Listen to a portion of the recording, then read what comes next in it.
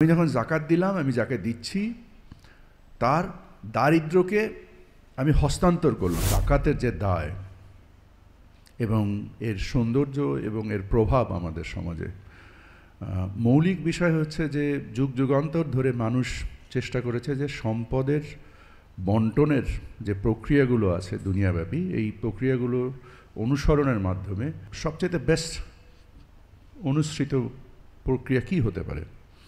As মুসলিম আমার মনে হয় যে আমরা the beauty of this Islamic thing that I believe, যে আপনি যেহেতু এটা ডিভাইন, যেহেতু এটা ঐশী, অতএব এটা নিয়ে আপনি আলোচনা করতে পারবেন, তর্ক করতে পারবেন, বাট অস্বীকার করতে পারবেন না। সেই দায়টা একেবারেই নির্দিষ্ট আমাদের প্রতি। মানুষের নৈতিকতার বিহীন যখনভাবে আমরা তৈরি হই, আমরা যখন আস্তে আস্তে যাই, তখন না ট্যাক্সের দায় বোধ করি, না জাকাতের দায় বোধ করি, না ধর্মীয় যে দায় আমাদের, না আমরা সেটা বোধ করি।